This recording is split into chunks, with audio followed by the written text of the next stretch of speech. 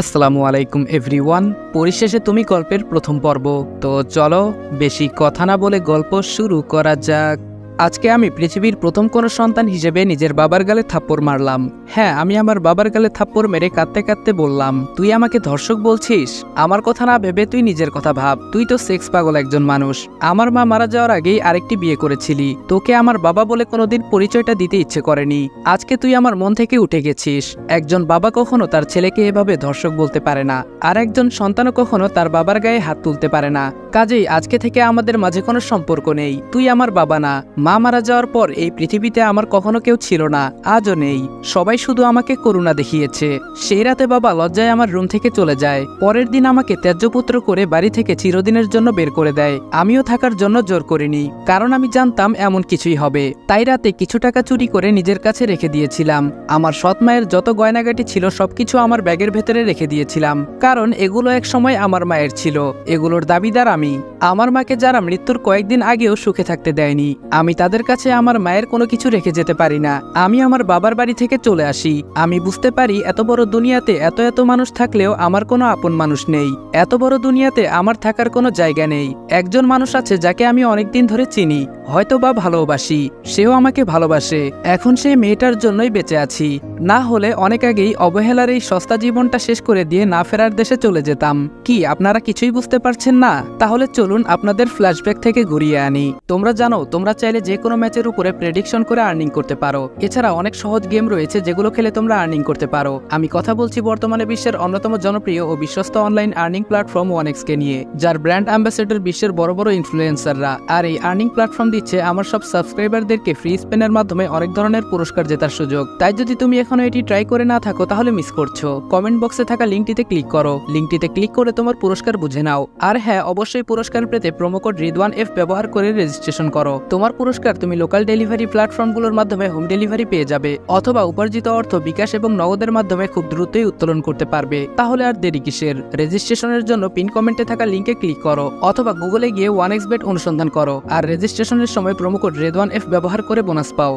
আমার মামাতো বোন যেদিন কান্নাভেজা কণ্ঠে বাড়ির সবার সামনে বলেছিল আমি নাকি তার বুকে হাত দিতে চেয়েছিলাম, তার গায়ে হাত দিয়েছি, তার দুর্বলতার সুযোগ নিয়ে তাকে নষ্ট করতে চেয়েছিলাম, সেদিন আমার মামা আমাকে নানু বাড়ির সবার সামনে কষে একটা থাপ্পড় মেরে তাদের বাড়ি থেকে ঘাড় ধাক্কা দিয়ে বের করে দেয়। আমি সেদিন খুব নিরুপায় হয়ে সবার দিকে নিরীহ চোখে তাকিয়েছিলাম। সেদিন আমি বুঝতে পেরেছিলাম আমার এই বাড়িতে থাকাটা কারো কখনো পছন্দ ছিল না। সবাই আমার প্রতি অনেক বিরক্ত ছিল। করুণা করে তারা এতটা দিন আমাকে থাকতে দিয়েছিলেন। আমি সবার কাছে বোঝা হয়েছিলাম এতদিন, তাই তারা আমার চলে যাওয়াতে দুঃখী নয় বরং সুখী। আমার যখন 12 বছর বয়স তখন আমার মা কঠিন এক রোগে অসুস্থ হয়ে পড়েন। আমার মা অসুস্থ থাকা অবস্থায় বাবা দ্বিতীয় বিয়ে করেন। মাও বাবার বিয়েতে কিছু বলেননি, কারণ তিনি বুঝতে পেরেছিলেন তার আর বেশি দিন এই সুন্দর পৃথিবীতে বেঁচে থাকা হবে না। মা হয়তো বুঝতে পেরেছিলেন বাবার কাছে আমি সুখী থাকবো না, তাই মৃত্যুর আগে মামাদের কাছে আমাকে রেখে গিয়েছিলেন। সেখান থেকেই আমার মামা বাড়িতে থাকা শুরু। মামা বাড়িতে থেকেই আমি ইন্টার পাস করে অনার্সে পড়ছি। আমার কয়েকটা মামাতো বোন ছিল, তার মধ্যে একজন ছিল অনিতা, যে মেয়েটার সাথে প্রথম থেকেই আমার জমতো না। শহরের মেয়েরা যেমন, সে তাদের থেকে একটু বেশি স্মার্ট, তাই হয়তো আমার মতো সহজ সরল আনস্মার্ট মানুষকে সবসময় এড়িয়ে চলতো। আমি বুঝতে পারতাম আমার তাদের বাড়িতে থাকাটা তার পছন্দ নয়, কিন্তু তার বাবা চায় আমি যেন তাদের বাসায় থেকে মানুষের মতো মানুষ হই। তাই সে এটা নিয়ে কিছু বলতে পারে না, কারণ মৃত্যুর সম্ভাবনা আমার মাকে তার বাবা কথা দিয়েছিলেন আমাকে তিনি তার কাছে রাখবেন। কিন্তু আজকে সেই কথাটা তিনি রাখার প্রয়োজন মনে করছেন না, কারণ আমি যে তার মেয়ের ইজ্জত নিতে চেয়েছিলাম। আর পৃথিবীর কোনো বাবা চাইবেন না তার ঘরে কোনো ধর্ষক থাকুক। তাই আমি আমার মামাকে কোনো দোষ দেই না, কারণ তার জায়গায় আমি থাকলে হয়তো এমনই করতাম। তবে মানুষ যে নিজের প্রয়োজনে পৃথিবীর সবচাইতে জঘন্যতম কাজটা করতেও একবারও ভেবে দেখবে না, সেটা আজ খুব করেই বুঝতে পারছি। আর সেটা যদি অপছন্দের মানুষ হয় তাহলে তো কোনো কথাই নেই। আমার মামাতো বোন অনিতাকে যখন একটা ছেলের সাথে দিনের বেলায় আবাসিক হোটেল থেকে বের হতে দেখলাম, তখন আমি তার কাছে এগিয়ে গিয়ে জিজ্ঞেস করি ছেলেটা কে। যদিও বুঝতে পেরেছিলাম ছেলেটা তার বয়ফ্রেন্ড, তবুও জিজ্ঞেস করার পর সে বলল জাস্ট ফ্রেন্ড। তারপর ছেলেটা চলে গেল। আমি যখন তাকে বললাম কাজটা তুমি ঠিক করনি, প্রেম করছো ভালো কথা, তাই বলে কি নিজের বয়ফ্রেন্ডের অন্যায় নোংরা চাহিদাগুলো পূরণ করতে হবে? এটা ভালোবাসা নয়। আমি মামার কাছে সব বলে দিব। তারপরেই আমি বাসায় চলে আসি। বাসায় এসে দেখি কেউ নেই। অনিতা আমার রুমে এসে আমাকে বোঝাতে শুরু করলো আমি যা দেখেছি তা যেন কাউকে না বলি, কিন্তু আমি তার কথাই কোনো গুরুত্ব দিলাম না। আর সেটার ফল সবাই বাসায় আসার পরেই পেলাম। আমি কোনোদিন স্বপ্নেও ভাবিনি একটা মেয়ের মনে এমন কিছু থাকতে পারে। আমার কথাটা কেউ বিশ্বাস করবে না, আর আমি কাউকে বলতেও চাই না। যারা আমাকে বিশ্বাস করে না, আমাকে ঘাড় ধাক্কা দিয়ে বের করে দিয়েছে, তাদের ভালো মন্দ সম্পর্কে ভাবার কোনো প্রয়োজন মনে করলাম না। মায়ের মৃত্যুর পর এখন মনে হলো পৃথিবীটা অনেক ছোট, কেননা আজকে আমাকে বোঝার মতো কোনো মানুষ নেই। এজন্যই মিথ্যা একটা অপবাদ দিয়ে নিজের মামা মামিরাও আমাকে ঘাড় ধাক্কা দিয়ে বাড়ি থেকে বের করে দিল। কিন্তু এতে আমার কোনো আফসোস নেই। আমি রাস্তা দিয়ে হাঁটছি আর মনে মনে এসব কথা ভাবছি। 2 দিনের এই দুনিয়া, আমি যদি সৎ থাকি তাহলে আল্লাহ তাআলা ঠিকই আমাকে হালালভাবে কোনো না কোনো ব্যবস্থা করে দিবে। আর রিজিকের মালিক তো আল্লাহ, তাই আমি আর কোনো কিছুই টেনশন করছি না। সব অপবাদ মাথায় নিয়ে অজানা গন্তব্যে হাঁটছি। তখন একটা কথা খুব করে মনে পড়ছে, আজকে যদি মা থাকতো তাহলে হয়তো এই নিষ্ঠুর পৃথিবীতে আমার এতটা একা লাগতো না, হয়তো এতটা কষ্ট হতো না। এদিকে অনিতা তো মহা খুশি, খুশি না হয়ে যাবে কোথায়? তার তো গোপন তথ্য আমি ছাড়া আর এই দুনিয়াতে কেউ জানে না। তবে আমি চাইলে সবকিছু বলতে পারতাম, কিন্তু আমার কথা কেউ বিশ্বাস করবে না। কিভাবেই বা বিশ্বাস করবে? কারণ তাদের মেয়ে তাদের কাছে আগে, আর আমি কাউকে বিশ্বাস করানোর প্রয়োজনও মনে করছি না। অনিতা তার বয়ফ্রেন্ড সাইমনকে কল করলো। সাইমন কলটা রিসিভ করে বলল, হ্যাঁ জান বলো। অনিতা তখন বলল, জান কাজ হয়ে গিয়েছে, ওই ছোট লোকের বাচ্চাটাকে বাড়ি থেকে ঘাড় ধরে বের করে দিয়েছে বাবা। সাইমন তখন বলল, সত্যি বলছো জান? অনিতা তখন বলল, হ্যাঁ জান সত্যি বলছি। সাইমন তখন বলল, জান আমরা আবার দেখা করব, এখন আর তো আমাদের মাঝে বাধার কেউ নেই, আমরা চাইলে আবার দেখা করতে পারি, আর তোমাকে একটু আদরও করতে পারবো। অনিতা তখন বলল, হ্যাঁ অবশ্যই, কেন না, তবে কয়েকটা দিন যাক, বাসার সবকিছু একটু ঠিক হোক, তোমাকে বাসায় নিয়ে আসবো। সাইমন তখন বলল, ঠিক আছে জান। এই বলে সাইমন কলটা কেটে দিল। এদিকে আমার সৎ মা আমার বাবাকে বলল, তোমার সেই অপদার্থ ছেলেটা আমার গয়না আমাদের টাকা চুরি করে ভাগছে। বাবা তখন বলল, ও আমার ছেলে না, ওর কথা আর বলবে না, যা হয়েছে তা হয়েছে, তোমাকে আমি নতুন করে আবার কিনে দিব। একজন ধর্ষকের সাথে আমার কোনো সম্পর্ক থাকতে পারে না। এদিকে আমি রাস্তা দিয়ে হাঁটছি, সিদ্ধান্ত নিলাম যে টাকাগুলো আছে সেটা দিয়ে ঢাকার উদ্দেশ্যে রওনা দিব, তারপর সেইখানে কিছু একটা করে নিজের জোগাড়টুকু নিজে করে নিব। কিন্তু আমি কোনোভাবে গহনাগুলা বিক্রি করব না, কারণ এই গহনাগুলা আমার মায়ের শেষ সম্বল। এই স্মৃতিগুলো আমি কখনো হারাতে চাই না, যতই কষ্ট হোক না কেন এটা আমি কোনোভাবেই হারাবো না। অবশেষে হাঁটতে হাঁটতে আমি রেল স্টেশনে চলে আসলাম। একটা টিকিট কেটে নিলাম ঢাকায় যাওয়ার জন্য। আমার কাছে যে টাকা আছে তা দিয়ে আমি কয়েকটা দিন ভালোভাবেই কাটাতে পারবো, তবে টাকাগুলো শেষ হওয়ার আগে আমাকে কিছু একটা করতে হবে। কারণ আপনারা সবাই হয়তো জানেন, বসে বসে খেলে রাজার ধনও ফুরিয়ে যায়, আর আমিও চাই না কারো কাছে হাত পাততে। যা করব নিজের পরিশ্রমে। টিকিটে লেখা আছে রাত 9টায় ট্রেন আসবে। মোবাইলের দিকে তাকিয়ে দেখলাম আরো প্রায় 1 ঘন্টার মতো আছে, তাই সেখানে থাকা বেঞ্চে আমি বসে আছি ট্রেনের অপেক্ষায়। হঠাৎ ফোনটা বেজে উঠলো, দেখলাম ফুলরানী কল করেছে। তখন আর বুঝতে বাকি রইল না যে আমার ভালোবাসার মানুষটা আমাকে কল দিয়েছে। আমি তার জন্যই বেঁচে আছি এখনো, কারণ আমার এই দুনিয়াতে ও ছাড়া আপন কেউ নেই। তখন আমি তার কলটা রিসিভ করলাম। রিসিভ করা মাত্রই ফুলরানী বলে উঠল, সাজিদ তোমার নামে এগুলো আমি কি শুনেছি, এগুলো তো আমার বিশ্বাস হচ্ছে না। পুরো গ্রামে তোমার নামে বদনাম শুরু হয়ে গিয়েছে, কিন্তু আমি এসব কিছু বিশ্বাস করি না। আমি জানি তুমি এমন না, আর যাই হোক আমার মানুষটা এমন কখনোই হবে না। কি হয়েছে সবটা আমাকে খুলে বলো। ও হ্যাঁ, আপনাদের তো এত কিছুর মাঝে আমার নামটা বলতেই ভুলে গেছি। আমার নাম সাজিদ, আপাতত এতটুকুই জেনে রাখুন, বাকিটা গল্পের সাথে থাকলে জানতে পারবেন। তখন আমি ফুলরানীকে বললাম, তা আর নতুন কি? তুমি তো জানো মা মারা যাওয়ার পর থেকে এই দুনিয়ার সবাই শুধু আমার উপর করুণাই করেছে, কেউ আমার আপন হয়নি, শুধু আপন সাজার নাটকই করেছে। একমাত্র তুমি, যে কিনা আমাকে বোঝার চেষ্টা করেছে, আমাকে বুঝেছে, যে কিনা আমাকে নিঃস্বার্থভাবে ভালোবেসেছে। তখন সে বলল, এসব বলিও না তুমি, কি হয়েছে আমাকে বলো, আর তুমি এখন কোথায় আছো? আমার অনেক টেনশন হচ্ছে তোমার জন্য।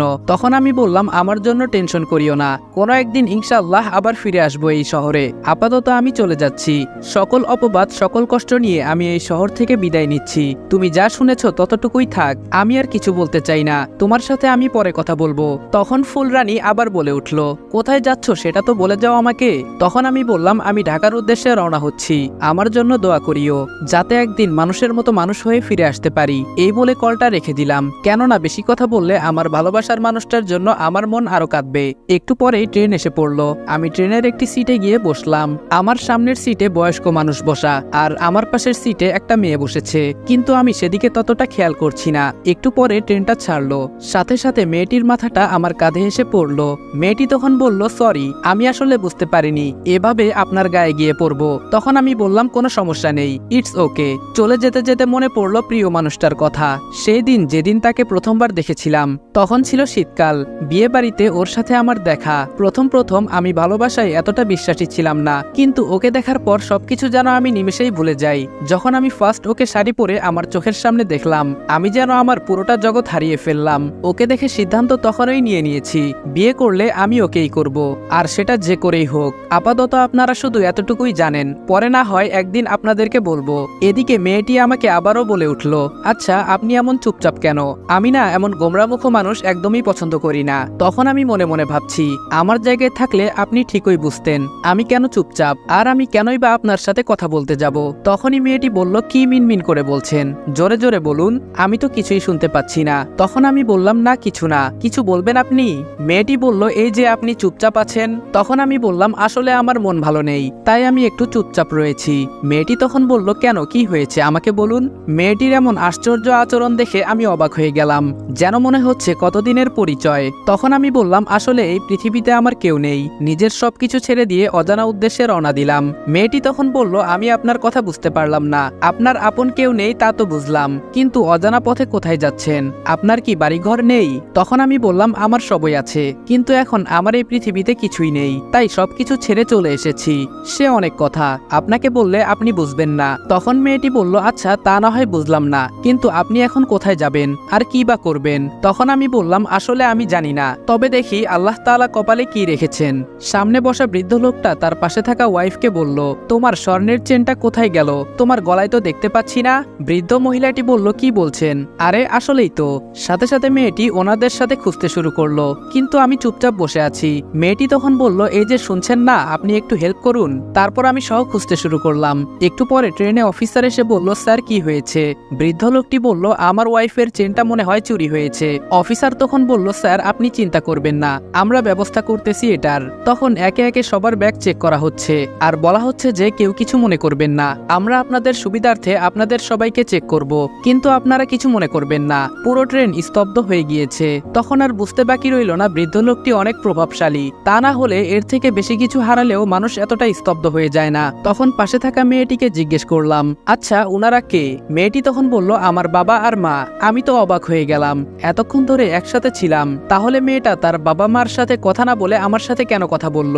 তখন আর বুঝতে বাকি রইল না, এখন আমাকে চেক করা হবে। এখন সবাই আমার ব্যাগগুলো দেখবে। আমিও নির্দ্বিধায় তাদেরকে দিয়ে দিলাম। সবাই দেখতে পেল সেখানে গহনা আছে। তখন ট্রেনে থাকা স্যারটি বলল, এই দেখুন, এটা কি আপনাদের চেন? বৃদ্ধ লোকটি বলল, হ্যাঁ এটাই তো আমাদের চেন। তখন লোকটি বলল, তার মানে এই ছেলেটা চুরি করেছে, ওর যথাযথ শাস্তির ব্যবস্থা করা হবে, আমি একদমই ছাড়বো না। তখন আমি বললাম, না আঙ্কেল, কি বলছেন? আমি কোনো চুরি করিনি, এটা আমার মায়ের সম্বল। আমার মা মারা যাওয়ার পর থেকে এই চেন আমি সবসময় আমার সাথে রাখি, আর এটাই আমার মায়ের শেষ স্মৃতি, এটা আমি চুরি করিনি। প্লিজ আপনারা আমাকে ভুল বুঝবেন না, আপনাদের চেন হয়তো বা এখানে কোথাও আছে, আমি চুরি করিনি, বিশ্বাস করুন আমাকে। তখন আমি মেয়েটিকে উদ্দেশ্য করে বললাম, এই যে শুনছেন, আপনি অন্তত বলুন আমি তো চুরি করিনি, আমি তো আপনার সাথেই কথা বলছিলাম, তাহলে আমি কখন চুরি করব? কিন্তু মেয়েটিও কোনো কথা বলছে না, একদম চুপ করে আছে। এদিকে ট্রেনে থাকা অফিসাররা আমাকে ঘাড় ধরে সেখান থেকে নিয়ে যেতে লাগলো, কারণ যাদের চুরি হয়েছে তারা হচ্ছে এই শহরের সবচাইতে প্রভাবশালী। ঢাকা শহর ধরতে গেলে তাদের আন্ডারে, টাকা থাকলে যা হয় আর কি। আমাকে নিয়ে যেতে লাগলো। এমন সময় মেয়েটি এসে বলল, ওনাকে ছেড়ে দেন, আমরা আমাদের চেন পেয়েছি, তাই ওনাকে শুধু শুধু হয়রানি করার কোনো দরকার নেই। মেয়েটার কথা অনুযায়ী আমাকে ছেড়ে দিল। তারপর আমি সিটে এসে বসে পড়লাম, আর অঝরে আমার চোখে পানি ঝরছে। কি এমন পাপ করেছি আমি? আমার শেষ সম্বল, আমার মায়ের চেনটাও আমি আমার কাছে রাখতে পারলাম না। এক মিথ্যা অপবাদে আমি বাড়ি ছাড়লাম, একজন ধর্ষণকারী হিসেবে সবার কাছে অপবাদী হয়ে থাকলাম। এখন আবার মায়ের শেষ সম্বলটাও আমার কাছ থেকে চলে গেল। ঠিক এমন সময় মেয়েটার চোখ সিটের কোনায় পড়ল, দেখতে পেল একটি চেন। তখন মেয়েটি সেটা হাতে নিয়ে তার বাবা মাকে ডাক দিল। তখন আর উনাদের বুঝতে বাকি রইল না চেনটা আমি চুরি করিনি। তখন আমি সাথে সাথে মাথাটা উপরের দিকে করে আঙ্কেলকে উদ্দেশ্য করে বললাম, আঙ্কেল আমার মায়ের সম্মানটা আমার হাতে ফিরিয়ে দেন। তার বাবা মা একদম অবাক হয়ে যায় আমার এমন আচরণ দেখে, কারণ আমি চাইলে পারতাম ওনাদের সাথে খারাপ ব্যবহার করতে, কিন্তু আমি তা করিনি। আমার কাছে এখন সেটা কোনো ম্যাটার করে না, কারণ আমার কাছে আগে হলো আমার মায়ের সম্বলটা। তখন বৃদ্ধ লোকটি বলল, এই নাও বাবা, আর তুমি আমাদের মাফ করে দাও, আমরা না বুঝে তোমার সাথে কত খারাপ ব্যবহার করেছি, আর এভাবে না বুঝে তোমাকে একটা অপবাদ দিয়ে ফেললাম, দয়া করে তুমি ভুল বুঝিও না। না। আর একটা কথা, এরকম চেন আমি চাইলে 1000টা কিনতে পারবো, কিন্তু এটা প্রেমের শুরুতে আমি আমার টিফিনের টাকা জমিয়ে তোমার আন্টিকে এই চেনটা উপহার দিয়েছিলাম, তাই এই চেনটা আমাদের দুজনের কাছে অনেক স্পেশাল। তখন আমি বললাম, না আঙ্কেল, কি বলছেন, মাফ চাওয়া লাগবে না, মানুষের তো ভুল হতেই পারে। পাশে থাকা মেয়েটি তখন আমার এমন ব্যবহার দেখে আমার প্রতি মুগ্ধ হয়ে যায়। তারপর আমি সেখানে সিটে বসে পড়লাম। আবার লোকটি বলল, এই নাও আমার কার্ড, যে কোনো প্রয়োজনে আমাকে তুমি কল করতে পারো। তখন আমি কার্ডটা হাতে নিয়ে আমার মানিব্যাগে রাখলাম। মেয়েটি আমাকে বলল, সরি, আসলে আমাদের এমন আচরণের জন্য আপনার কাছে আমি দুঃখিত। আমি চাইলেও তখন কিছু করতে পারতাম না। মেয়েটিকে দেখে মনে হচ্ছে মেয়েটি যথেষ্ট ভদ্র। আমি আর কিছুই বললাম না, চুপ করে বসে রইলাম। এদিকে ফুলরানী বসে বসে ভাবছে সাজিদের কি হবে, সে কিভাবে থাকবে। সে কেবলমাত্র অনার্সে পড়ে, কি করে সেখানে থাকবে, দুনিয়াটা তো অনেক কষ্টের। এদিকে ফুলরানীর বাবা মা তাদের একমাত্র মেয়ের খুশির জন্য সবকিছু করতে পারে। ফুলরানী এমন মনমরা হয়ে আছে দেখে ফুলরানীর বাবা বলল, কি হয়েছে মা তোর, আমাকে বল কি লাগবে তোর। ফুলরানী তখন বলল, বাবা আমার কিছু হয়নি, আমার এমনি মন খারাপ। ফুলরানীর বাবা তখন বলল, আচ্ছা ঠিক আছে, তোমার যেহেতু মন খারাপ, কালকেই মা আমি তোমাকে নিয়ে বাইরে কোথাও ঘুরতে যাব। ফুলরানী কিছুই বলছে না, সে চুপ করে আছে, কারণ তার এইসবের কোনো কিছুতেই কোনো আগ্রহ নেই। সে শুধু মনে মনে সাজিদের কথাই ভাবছে। এদিকে আমার সৎমা থানায় গিয়ে আমার নামে চুরির মামলা করলো, আমি নাকি উনাকে খুন করতে চেয়েছি, এটা বলে আমার নামে অভিযোগ করে আসলো। এদিকে আমার বাবা, আমার মায়ের মৃত্যুতেও তার মন কাঁদলো না। আমার মায়ের মৃত্যুর আগে সে দ্বিতীয় বিয়ে করে নিল, আর আমার মায়ের মৃত্যু হতে না হতেই সে আমাকে পর করে দিল। সেই ঘরে রয়েছে 2টি সন্তান, একটি ছেলে একটি মেয়ে, তাই হয়তোবা আমাকে এতটা তুচ্ছ করছে। মাঝে মাঝে ভাবি, আমি তো তারই সন্তান ছিলাম, তাহলে কিভাবে পারলো আমার সাথে এমনটা করতে।